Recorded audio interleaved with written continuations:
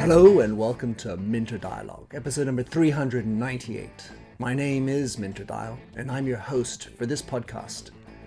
This week's interview is a very special one. It's with my friend Mitch Joel, who was my first ever guest and who accepted to return for this 10-year anniversary episode of my podcast. Mitch is an investor, author, speaker, and brilliant decoder of the future. His two books, 6 Pixels of Separation and Control-Alt-Delete, have been both deeply influential in my life. He's an active blogger and one of the original pioneers in podcasting. And in this conversation with Mitch, we discuss the importance of art, fiction, music, and comics. We look at the noxious issue of shame, take perspective on the last decade in the midst of this pandemic, and zoom in on how consumer behaviors and habits have changed. We also explore how communication has changed and look at what deregulation of the big tech companies could look like. You'll find all the show notes on minterdial.com as usual. Please consider to drop in your rating and don't forget to subscribe to catch all the future episodes. Now for the show. Jolly Mitch Joel, how lovely to have you on the show yet again. I say yet again, it's only been 9 years since the second time, and holy smokes, 10 years since the first time. And when I say the first time, it was actually my first time. So you were my virgin podcast guest, and you've been so gracious to accept to come on this 10th year anniversary. How the heck is Mitch? I'm doing great. I'm shocked to hear that you've been doing this for 10 years. It seems like yesterday. And it only seems like yesterday because I think I've been doing it for like 15 years or something like that. Yeah. Genuinely doing fine. I mean, as we discussed prior to recording, I haven't been to war. I haven't had much suffering in my life. I have, especially in this context of day and age, very privileged life. And just rolling with the punches as one does as we sit here during a pandemic where we have no idea if we're at the beginning, middle, or end of it, even though we've been at it for a long time. Exactly. We were just talking, as you said, about going to war and so on. And sometimes it's really useful to know that life could be worse and put things into perspective. But at the same time, it can't necessarily diminish people's experiences today. I mean, it certainly doesn't help if you've got someone who's been killed by the virus or are suffering from depression. Just because others had it worse doesn't mean you get better. That's been the biggest challenge of the pandemic, which is this mindset of, well, at least this isn't happening. But when you look at what is happening, it's very real and it's experienced by you as an individual. I'm experiencing this with a family. I'm experiencing this with personal change and stress. I'm experiencing it in my own cataclysmic way because I've never had to face down the barrel of a gun like this before. I've had challenges for sure, but one where everybody is feeling it and it's hard to define or frame makes it really challenging. There's no doubt. So I can count my blessings while at the same time being completely miserable.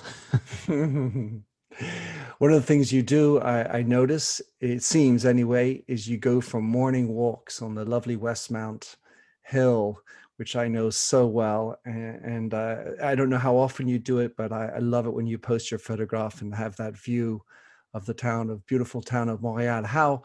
What sort of things are you doing to try to keep up with it, keep yourself in good shape?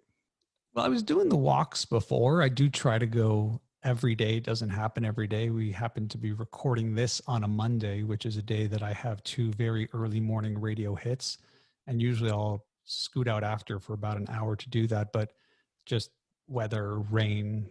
Yeah, I'm not one of those has to happen every day. David Sedaris tracking on the Fitbit type of thing. But so that's part of it. But the truth is that the thing, like my practices for mindfulness are things that I have been doing and deploying for years, whether it's following Julia Cameron and the Artist's Way morning pages, whether it's using Headspace, whether it's going for a walk, whether it's just running a life in general, which I've done forever. that has those moments for myself. I think from a very young age, I was very fascinated or wanted the ability to just say, I'm going to get up and go to the comic book store right now because I feel like it. And I've built a life around that terrible habit, which is terrible in the sense of it's me running my life, but it's not terrible in the sense of having ownership over your time and making your decisions. It's that sense of agency. I can do it, and I do it, and I choose to do it, and that gives me a sense of meaningfulness, whatever the activity itself is. Yeah, and non-sequential. I mean, I might go for an hour walk later. I might listen to a podcast. I might listen to an audiobook. I might listen to music. That music may or may not be heavy. It may be weird. It may have vocals in it. It may not. I don't put a lot of pressure on the systematic behavior of it, but rather the satiating aspect of it. Does it work in the moment for me? That's basically it. You, who were a music journalist and obviously inveterate blogger, but and you just talked about enjoying comic books. I had a long conversation with a journalist friend of mine in India. When I say long, it was 2 hours. We were talking about the exceptional benefits of a TikTok that allows for people in remote villages to connect with other people around the world who are also feeling isolated, and not just because of pandemic stuff, but also because, for example, they may be ostracized in their conservative town for a certain way of thinking or a certain type of sexuality and so on, and they can connect with other people. So in as much as watching a 15-second meme on TikTok is trivial, reading a comic book is trivial, listening to music is trivial, there's a wonderful resource and energy within them. No art, no life, Minter. You know that better than anyone else. No art, no life. No culture, no life. I would never diminish the power of a comic book, not just because I'm a reconnected collector as I was when I was a kid. I've reconnected only recently. But when you dive in deep and you take a look at the art, the storytelling, the arc, the heroes, the protagonists, the antagonists, it's inspiring. I find art very inspiring, and it comes in a myriad of ways for me. I'm quick to know what I don't like. I'm quick to know what I do like, but I don't judge the like of it. I'm as proud to say that I love cheesy hair metal music from the 80s as I am to talk about the strangest of jazz forms that I like, as I am to admit that I love the new Invincible Hulk series in comic books. One of the Immortal things Hulk. Sorry, I should say Immortal Hulk, because any comic book nerd would have stomped me right there. Well, you notice I didn't. I No, am no, you not didn't such. stop. You I'm just kept not walking. Yeah. qualified. But Moving on. Yeah. that's a yeah. No, in an interesting thing that I've tried to reinsert into my life. You talked about comic books and reconnecting and recollecting them. In my last book, I talked about empathy, and one of the ways to hone your empathic muscle is to read fiction and to check out stories, as opposed to like this, oh, we've got to be super effective, super efficient in all our marketing efforts, and read the next business book and God knows another leadership book and all this other stuff. Whereas I've been willingly adding fiction books into my reading list that are out of my comfort zone. I'm reading a woman, a lady who wrote this book. It's very much a sort of a romance thriller, typical female model, a female book, if you will, quote unquote. But I'm really living into it and trying to figure out the different feelings through it. And so that sounds like something similar, just in a different way. It's a different way. I struggle with fiction. I always had. When I read fiction, it tends to be short story based, and it's quite infrequent. But I do like my nonfiction to be varied. So right now, I'm reading Jerry Seinfeld, Is This Anything? And yeah, it's another white guy. There's no doubt about it. But I'm learning a lot about structure and writing and words and phrasings because of the way he writes, which is basically his bits or his jokes. You see something different than when he says it on stage. I've been reading a lot of nonfiction about, in particular, the entire area around Black Lives Matter. I've read a couple things. I've listened to probably more podcasts than books I've read, only because I am completely ignorant to it, not by any other sort of reality than I just was. And when all of this stuff continues to erupt, and you think to a certain perspective that I'm not like that, I'm not racist, I love all, I don't see color, I don't see sexuality or gender. In reading the stories, you realize the system that you're in. And, for me, one of the illuminations came because I sit as a public trustee for the West Mountain Public Library here. It's like a board position type of thing. And in one of the books, I believe it might have been How to Be Anti-Racist by Ibram X. Kendi, he talks about how if you were holding these meetings at like 11 p.m. on a Thursday, that's a racist meeting. And you would think, what does that mean? But it is true that to a certain degree, you are holding a meeting at a time and place when a certain aspect of majority of a certain type of person could never attend it or be involved in that meeting. And so for me, it's been a really interesting journey. And I question a lot of things. I question the fact that when I get asked to be on a podcast like this, I'm like, oh, here we go. 2 more middle-aged white guys going at it, trying to be woke, trying to be this. So I've been struggling a lot with that, with how to learn, and also how to learn and being accepting of my mistakes, because I make them, put my foot in my mouth, say the wrong thing at the wrong time. I struggle with how to learn from that. I struggle with the words I'm about to say with it. But I think that is, to whatever the fiction is doing for you, the nonfiction is doing to me in that case. I want to get into, let's say, Black Lives Matter in a later moment in the I don't know much conversation. about it, other than I need to learn a lot about it. So, but we can. Yeah, you'll see. I feel like one of the things that Black, white, whomever is speaking, one of the things that our society is struggling with is the art of conversation, the ability to have profound and different conversations. What I mean by that is that we can have different opinions.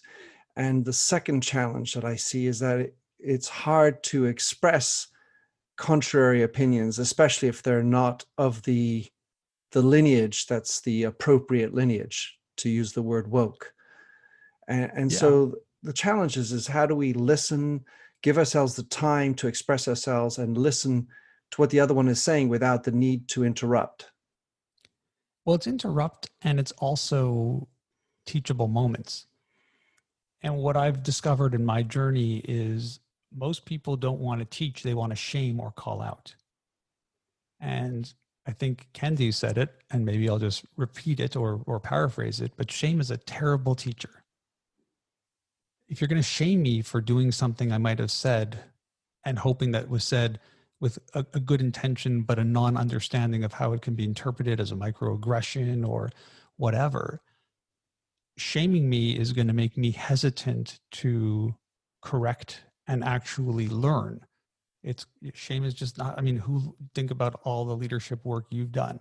Is it great to shame the employees? Sometimes it works, stick and carrot. You could make some arguments there. It doesn't work for me. So these conversations are super important. I want to have these conversations, but I also don't want to be shamed because that is my own insecurity. I want to learn and appreciate the way in which I'm being taught and learned. Because if we think about life and where we've grown the most, it's been from our most tragic of mistakes.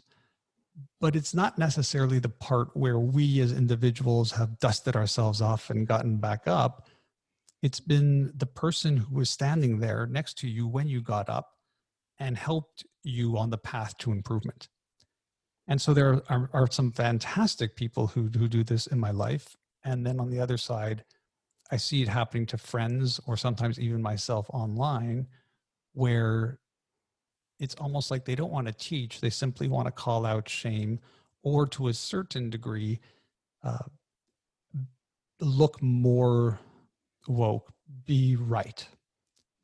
And I don't know if the purpose of this is finding the right versus changing the perspective. I think changing perspectives and attitudes and how people feel will be more important than someone being right. I could be wrong though. Self-righteousness and humiliation don't seem like a course for a good change. Yeah, and I don't know that that's the intent of it. I think the intent of it is probably more aligned with me, which is, can we bring this out and put this on the table so that we can all look at and understand the different perspectives that people have of it? But just because it's presented that way is not how it's always received. This is the email paradox. Nobody reads emails the way in which you intended to write it. They read emails based off of the moment they receive it and how they feel. And so if they're feeling particularly vulnerable or have an issue, it's going to be a tough email to read, even if the intent was very kind and generous. So this is the dynamic of conversation as well. But I do agree with you that I've been having these conversations for decades. So my passion, when people say to me, what do you really collect? I tell them I collect conversations. And I find that the discourse is getting tougher and tougher. It's fine to walk on eggshells. It's fine to be more careful with your words and to think about how others might interpret them based off of them not being like you. But it does create speed bumps. It creates speed bumps and flow. And I think that that's not necessarily a bad thing either. I mean, this is the grapple that we all have to grapple with. There's certainly a nuance element between one side and the other, but at the same time, if we are constantly worried and fretting about the meaning of every word taken out of context, the chances are that we'll start to lose who we are internally. Yeah. Yes and no. We have an amazing capacity to grow, and it's an amazing opportunity and moment in time to prove it. Are we up for the challenge? I don't know. I mean, I hope so. I hope so, because I actually like these conversations, and I like mentoring, advising, and being mentored and advised by people who are not at all like me, fully realizing that I grew up in a massive bubble that was very, very homogenous. But I'm not everybody. And I can't always understand their perspectives, where they come from, how hurt they are, or how empowered they may be. So you grapple with that. But you're right that over the course of my career, I have always been fascinated with other perspectives, other stories, other ways to do things, and open to being challenged on my own preconceived notions as well as my own prejudices. So it makes for an interesting life. It's why I love the format of podcasting so much, because it's not, that was Minter Dial, the author of let's go to a break and come back. So yeah, it's out there. You can hear hesitations in the voice, emotions, as these words are coming out into little earbuds wherever you're walking. You can inevitably hear little things. We're quite sophisticated in our way to decode the word from the intention.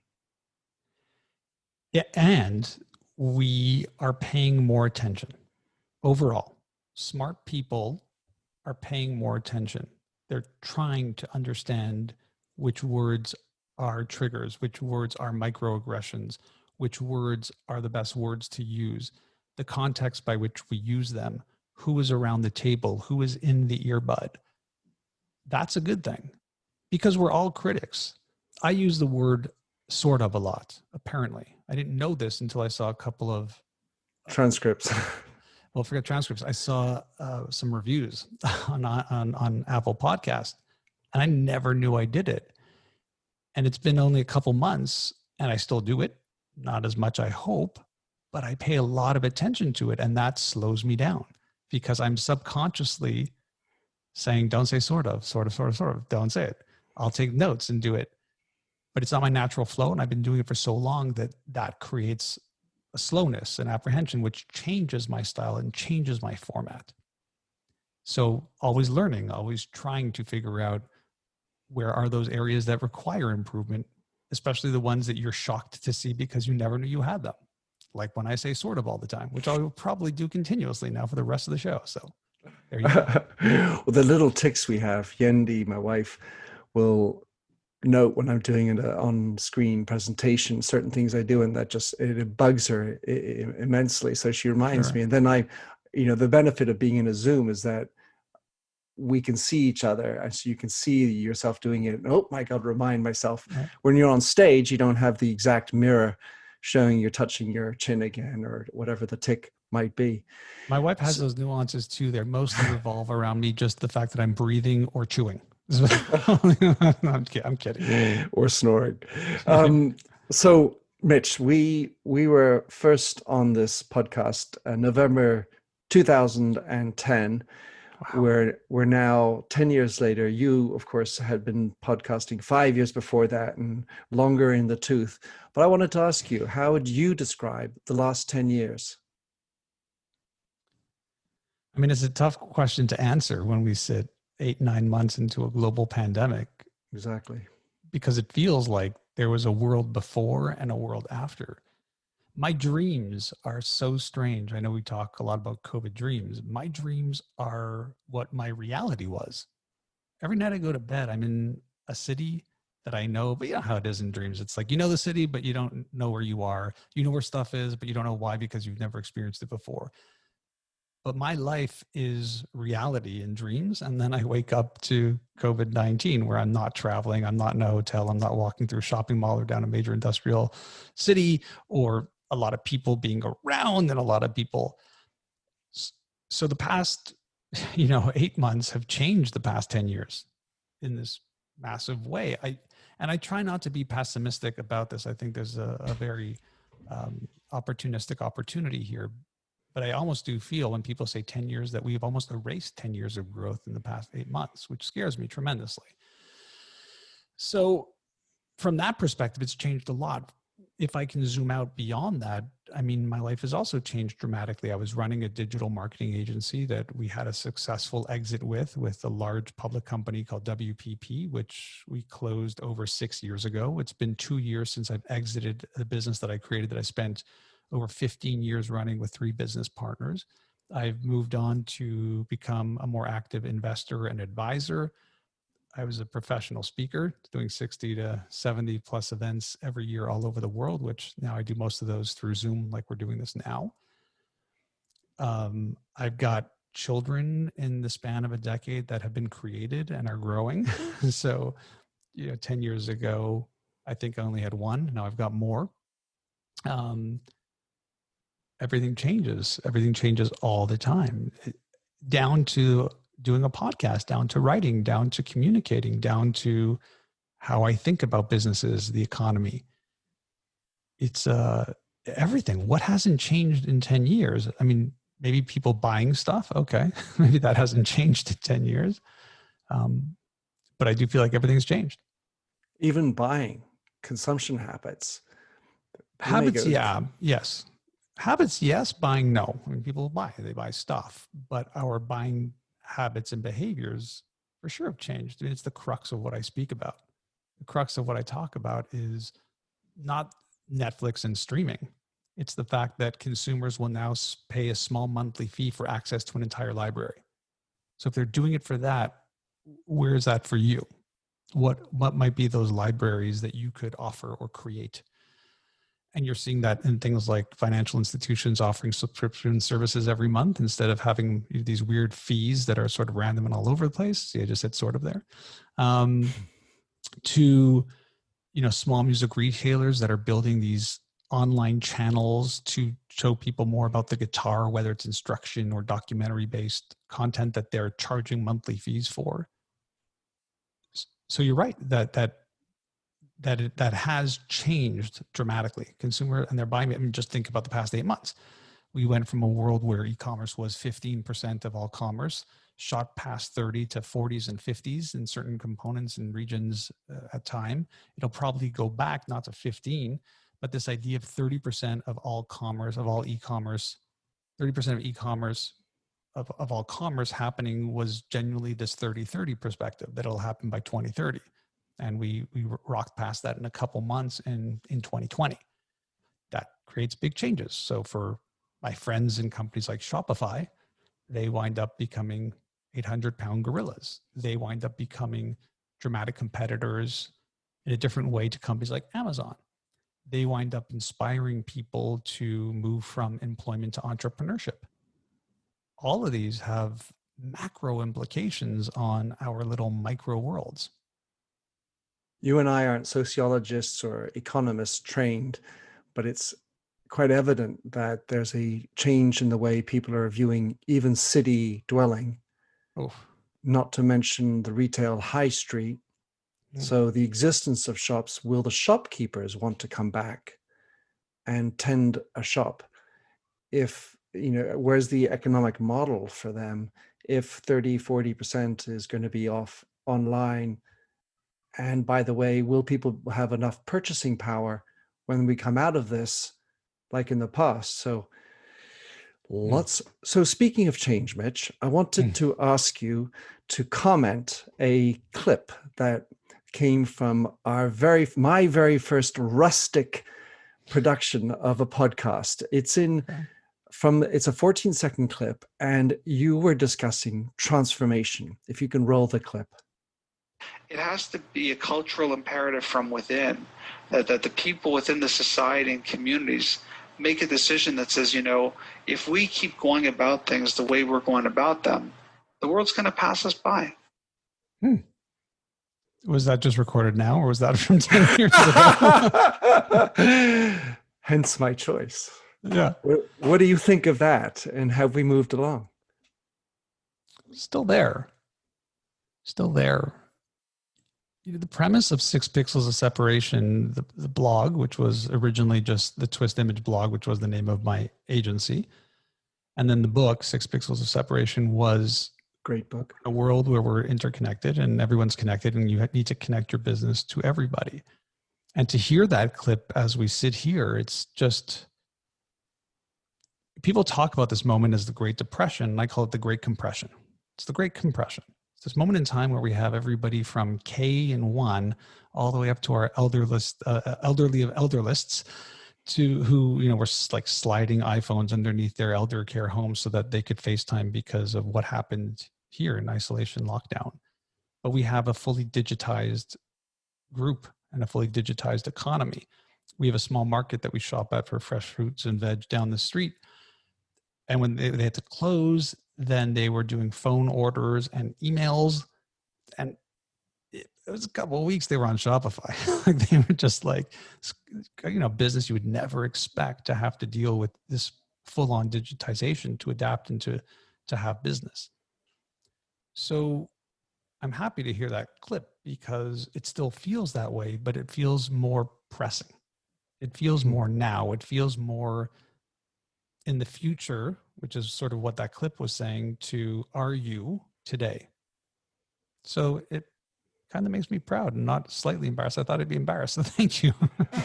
Fun. Well, I have a second clip from the second interview we did. And this time you were commenting on communication style. We were looking at, from a societal, there's bigger picture type communications, but also from a company. And you made I found a most interesting comment. Go ahead. Yeah, I mean, a lot of it, a lot of my sort of thinking around that, it was derived from Wikileaks, believe it or not. Not from a legal standpoint, like, my legal feelings about Wikileaks are very different than my philosophical ones. And my philosophical thoughts of Wikileaks are that primarily we live in a world where businesses and government have made every single attempt to keep every single thing private and secret for no real reason. And so the initial posture that people have is, how do you hack that? And how do you figure out why they're doing, Yeah. Here we are again, right? We're sitting here at a moment in time when the Richards Group, which is one of the largest independent ad agencies in the world, had their founder, 88-year-old young man, step aside because of comments he made in an internal review about a client that he's worked on forever about an ethnic group. He actually said, I think his line was, "This is maybe too black," I think is what he said in terms of the creative. Got called out for it, and because he's not a public company, swiftly fired himself to save this agency, which has lost hundreds of millions of dollars consequently in other clients, and that lead client, which I think was Motel 6.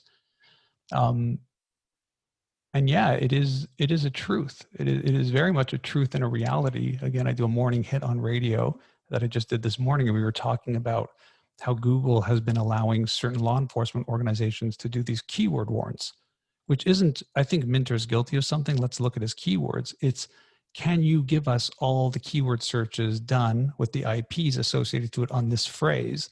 And then the police parsing through this. So in theory, you or I could be suspects in something because our kids typed something, or we typed something and they typed something, and that combination created some kind of trigger. And you wonder at what price transparency? Transparency seemed like a really good idea back then because there were so many black boxes and things we couldn't see and didn't have access to. And now where we see everything and anybody can say anything on top of anyone and have it be second guessed or not, have it be founded or unfounded, have the punishment fit the crime, or have there be no punishment or crime, but have it be judged in the open court of Facebook. What I'd said on the radio this morning was, everything you say can and will be used against you in the court of law and public opinion, because this stuff is all public. So it's a good dovetail into all the stuff we've been talking about to date, this level of comfort. I used to not jokingly, but honestly tell my business partners that I would prefer if there was always someone else present in the room. Almost like a doctor always wants the nurse present. Call me paranoid, but I have a public life, and it's very easy to accuse and take down and very hard to defend. And I don't have a ton of empathy for those who are found guilty and have been wrong or done things that are wrong and required to be called out. But I also do have a lot of empathy for those who don't get the same amount of attention as they do on an accusation that proves to be unfounded or a mistake. Completely. And we have to deal with that. That's right. Travis Kalanick, he seemed to have transgressed widely and almost, self-avowedly. On the other hand, taking something out of context, which is what a lot of times can happen, then the intention is stripped out, and the words by themselves. Yeah, you use the word black. What is a black box? And if you can't put that into a context, then you can't justify it or even talk to the intention, and then you get screamed and called out for it. Yeah, I did a podcast the other day that hasn't been published with an author who's written a lot about diversity and inclusion, and I was talking rather about my blind spots, and she pointed out how, that can be a trigger or a microaggression against people who are blind. And I sat there realizing that my grandfather was blind, and it was very impacting on me. And I hadn't realized that phrase might be a trigger that way. And that was a great teachable moment where I thanked the person and have subsequently tried to stop using that word because I now understand that for people who have a visual impairment, that might be really terrible, like a real offense. And I don't want to have the content diverted by the saying. So the WikiLeaks clip that you played is interesting. If you also consider it in the construct of, I'm going to guess that happened before Edward Snowden, did it not? Or was it after? Yeah, I'm Canadian. I don't really know what you are, Minter. I know you lived here. Minter's an international man of mystery. I'm a mutt. Yeah, you're a mutt.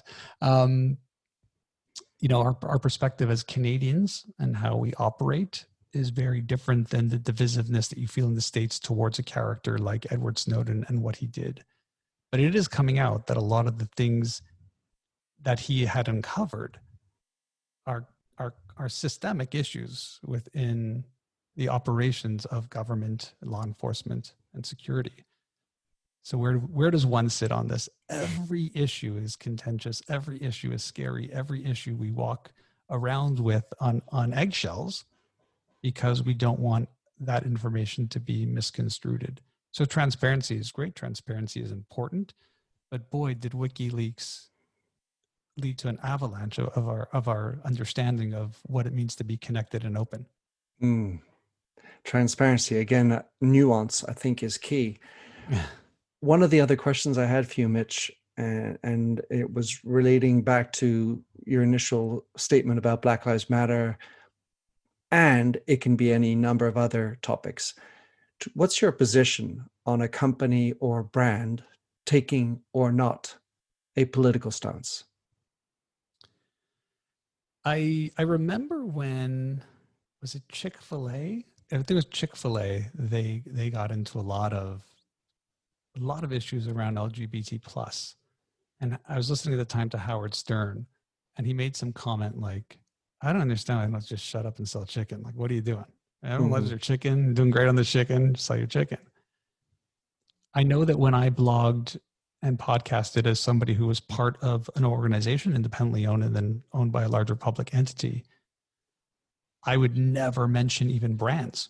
So if I was going to be, let's say, dumping on Walmart, which was a client of mine, I would have never done it. I probably would have taken the story as I did, switched the industry, and just mentioned, the industry or what had happened in a way that wouldn't expose the brand. And I was sensitive to that because I wanted to ensure that we would never be in a position where we couldn't have a client or an individual work with us because of something I had said. I say something about Walmart. One of my best friends is a chief marketing officer who then becomes the chief marketing officer at Walmart and opts to not use us because she rightfully has seen me take cracks at Walmart. So when we talk about these things, I feel like an old fogey. I feel like we should not talk about politics and religion and things like that if we can. But then I see the work of companies like Patgonia, and I get very inspired. And I love the fact that they are, just unabashed about where they stand and what they want and what is right. And part of me longs to be that person. And then part of me still longs to be in a world where you can say things without having to call out a specific business. Brands that do this need to be very strategic in how they do this. They need to be very comfortable with what the outcome is. And there are many brands where the ultimate goal isn't to sell more stuff. And that's great. You just have to decide who you want to be. But I have no issue with brands that don't express their political stance. I think that that's fair. All's fair in love and capitalism. So you having run a good-sized business, the area that my mind goes to is the employee. On the one hand, you have customers you're trying to keep loyal, keep them buying, so it's, from your products or services and whatever. On the other hand, you have employees, and there's an issue of engagement that is pretty widespreadly poor in most companies. If as an employee, the employee looks up and sees that company A is saying nothing about a sensitive or important topic to me, and maybe obviously not just to me, but my community or something, it can't be just one individual, a rogue individual, then acquiescence would be the indictment potentially. Yeah. And therefore I'm disengaging from my work with this company because they don't say anything. That must mean they believe. Like you mentioned, actually, in that conversation we had back in 2011 in the Noisy Cafe, you actually said, if you don't say anything, you're hiding. Correct. Yeah. Silence is no longer golden. One of the things that it reminded, when you're just telling me this anecdote, it reminded me that I was advising an organization where the CEO gave me a call, and she was very concerned because during the entire Me Too movement, the company had not put out any form of statement or support of it. And she had a handful of employees that were forcefully demanding it. By saying nothing, it's as if you're agreeing with all this. And the CEO was, to a certain degree, saying, we've never made a political statement. There's never been, or social statement, there's never been an accusation within our organization of an individual. By creating one in support of, it's bringing attention and light to it. It feels disingenuous, was her thought. And it became a very philosophical conversation, clearly. And I don't know where it ended. I don't know if they moved forward with the statement or not. But what you were talking about reminds me of that, where that feeling of if we say nothing, it's as if we agree with it. Is that true? I mean, do we believe that? Do we believe that if not everybody puts the blackened out Instagram post in support of Black Lives Matter, that they in fact are part of the problem, not the solution? Do we know what their philanthropic history has been, the work they've done with shelters, supporting women who are abused, supporting children of broken families? Do we know?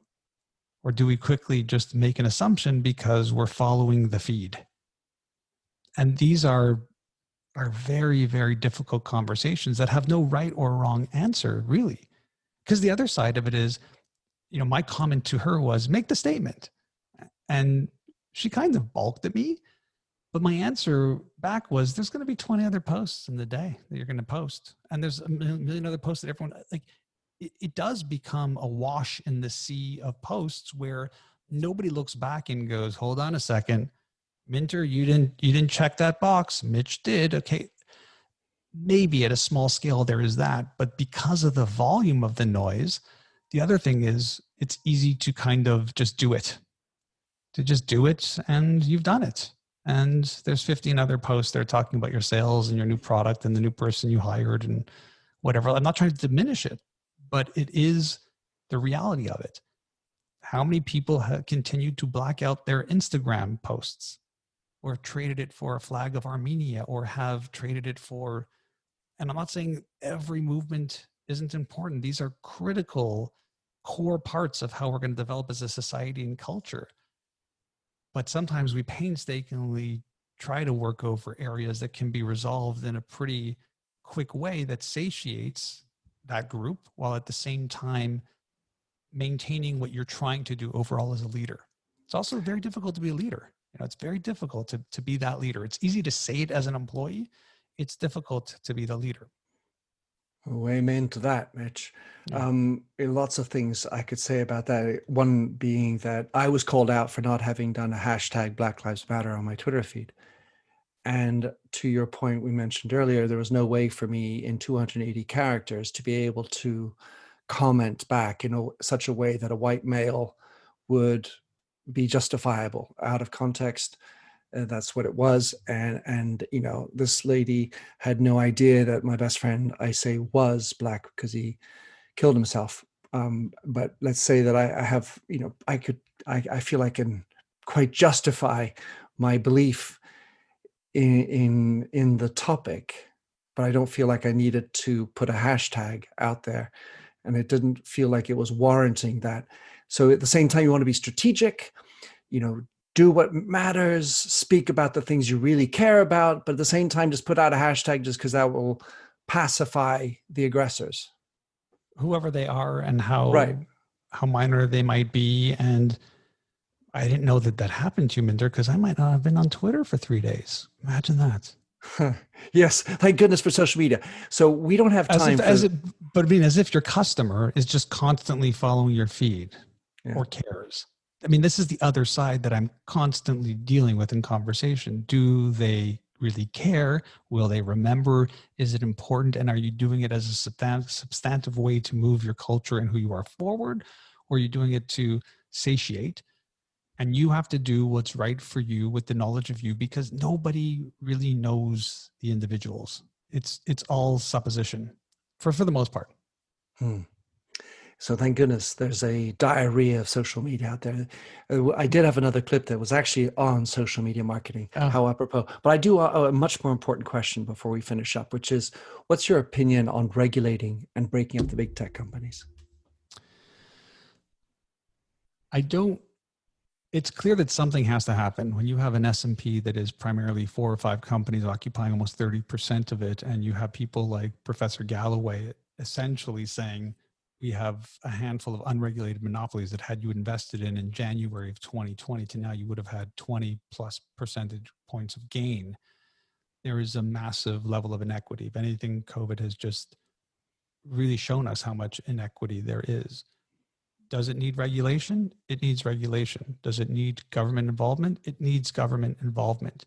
Do I have confidence when I watch these governments have conversations with these leaders? No, I lose my confidence there. And I also wonder what a broken up system looks like. Let's take Amazon, for example. We break up Amazon. Basically, the people who've invested in it just do better. They're holding multiple stocks and multiple independent companies that are all doing fantastic. How do you break it up? And they've got Amazon Web Services, they've got Amazon Retail, they've got Whole Foods. What does breaking it up even look like? And anytime I have this conversation with people who are adamant about it, and I am as well, and I ask those questions, what does this look like? Nobody knows. Nobody's got great answers for how to make this fairer, because fair is, I think, a tougher word, but fairer. And I don't have the answer to it either, and that scares me even more. This is an unprecedented time, and I hate that word, not just because of the pandemic, but because of this reality. You have individuals making billions of dollars, a handful of them, in this complete economic breakdown. Due to the pandemic, we'll see what happens at the end of this. It's just mind-boggling. So how do we fix this? So the question isn't, should we fix it? Yes, of course we should fix it. How do we fix it? I have not seen many good answers, and I read a lot. Well put. Mitch, on these interesting words, catch you in another 10 years, right? No. We'll make sure it's not another 10 years. How nice of you. Exactly. We'll make sure it's well before that. Tell us, Mitch, how someone can catch up with what you're up to, follow you, listen to your podcast, all the good stuff for the show notes. I'm quite specific about everything I create. So if you just go to 6pixels.com, you will see chronologically almost anything and everything I either put out and or am a guest on, so that I have this living, breathing document that I could either one day go back to, or my children can go back and look back and go, oh, he actually did a whole bunch of stuff, this guy, who seemed to just be upstairs in his study all the time. Not meaning to be a plug for unwanted plug, but a friend of mine just created a site called With Grace, which is designed to be a repository of your legacy. So not just what you've written and produced, but also all your passwords, so someone knows what to go there. Videos that could last beyond you, that are specifically for when you are beyonded, if you will. Cool. With grace.io. Mitch, thanks for coming on the show. Thanks for being such a wonderful guest and friend, and great supporter of yours. And I encourage everybody to go and check out your podcast. I'm after 700 and God knows how many more episodes. I am a constant fan. Thanks a lot, Mitch. Well, I'm looking forward to having a coffee with you in person very soon, I hope. You bet. Take care. Thanks a lot, Mike. Mitch. Thanks for having listened to this recording of the Minter Dialogue Show. You'll find the show notes and other blog posts on minterdial.com. If you enjoyed the show, please head over to iTunes to give a rating and review. And to finish, here's a song I wrote with Stephanie Singer, A Convinced Man.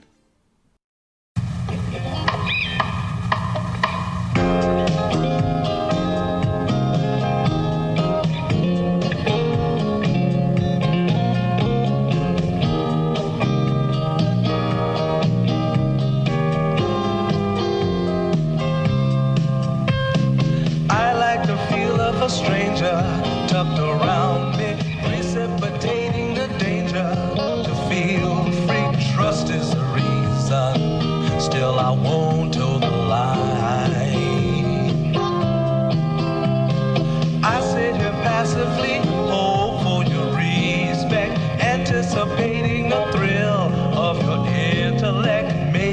I tell myself there's no use in me lying.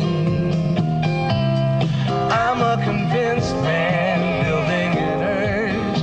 I'm a convinced man to live and die submerged. A convinced man in the arms of a woman.